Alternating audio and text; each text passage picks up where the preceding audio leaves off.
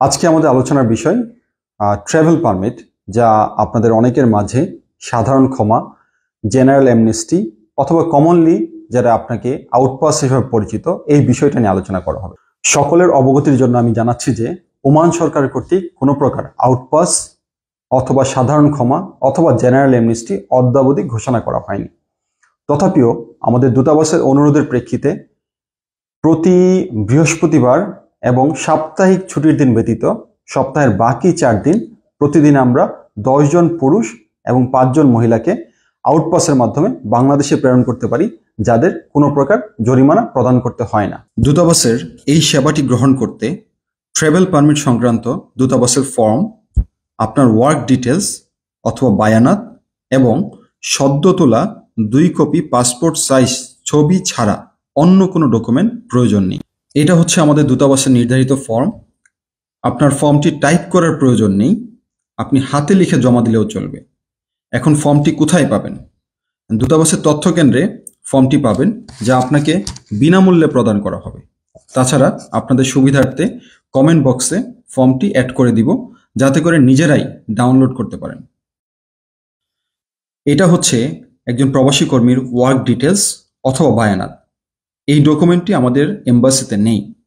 এখন আপনি এই ডকুমেন্টটা কোথায় পাবেন? আপনার নিকটস্থ লেবার কোর্টে সশরীরে গমন করলে তারা ডকুমেন্টটি আপনাকে বিনামূল্যে প্রদান করবে। তো সুতরাং একটা আউটপাস সেবা গ্রহণে দূতাবাসের ফর্ম, আপনার ওয়ার্ক ডিটেলস অথবা বায়ানাত এবং 2 কপি পাসপোর্ট সাইজ ছবি ছাড়া অন্য কোনো ডকুমেন্ট প্রয়োজন। আমাদের সবার মাঝে যে অজানা ভয় অথবা কমন প্রশ্নগুলো থাকে তা ক্লিয়ার করার চেষ্টা করছি। কারা দূতাবাসের এই সেবাটি পাবে? শুধুমাত্র নিয়োগকর্তা যাদেরকে ব্লকড অথবা ক্যান্সেল করেছে এবং যারা দীর্ঘদিন যাবৎ আনডকুমেন্টেড অবস্থায় আছেন, তারাই এই সেবাটি গ্রহণ করতে পারবেন। আউটপাসে বাংলাদেশে প্রত্যাবর্তন করলে আমি কি পুনরায় ওমানে আসতে পারবো? এখানে 2024 সাল থেকে একটা নতুন নিয়ম করা হয়েছে। 2024 সালের 1 জানুয়ারি হতে যারা পুলিশ, লেবার কোর্ট অথবা দূতাবাসের আউটপাস সেবায় আনডকুমেন্টেড অথবা অবৈধ হয়ে বাংলাদেশে প্রত্যাবর্তন করেছেন, তারা আর ওমানে আসতে পারবেন না। সেবাটি গ্রহণে কোনো মাধ্যম অথবা এজেন্টের প্রয়োজন আছে কি? সেবাটি গ্রহণে কোনো ট্রাভেল এজেন্সি, মাধ্যম, এজেন্ট অথবা মধ্যস্বত্বভোগীর প্রয়োজন নেই। দূতাবাস হতে ওমানের কোনো শহরে কোনো প্রকার এজেন্ট অথবা মাধ্যম নিয়োগ করা হয়নি। তাই আপনার প্রতারিত না হয়ে সশরীরে দূতাবাসে এসে সেবাটি গ্রহণ করুন। টিকিট কে প্রদান করবে? আপনার নিজের টিকিটের খরচ আপনাকে নিজেকেই বহন করতে হবে।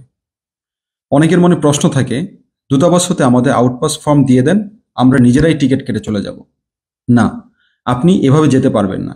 আপনাকে অবশ্যই দূতাবাসের 15 জনের যে কোটা আছে, ওই কোটায় অন্তর্ভুক্ত হয়ে লেবার কোর্টে হাজির হয়ে এবং রয়্যাল ওমান পুলিশের মাধ্যমে যেতে হবে। সর্বোচ্চ কত কেজির মালামাল আপনি সাথে বহন করতে পারবেন? যারা অবৈধ হয়ে royal Oman police, labour court অথবা দূতাবাসের আউটপাস সেবায় গমন করছেন, তারা সর্বোচ্চ 7 কেজি হ্যান্ড লাগেজ বহন করতে পারবেন। কোনো প্রকার এডিশনাল ব্যাগেজ অ্যালাউ করা হয় না। দূতাবাসের এই সেবাটি গ্রহণ করতে আপনার কোনো প্রকার অর্থের প্রয়োজন নেই।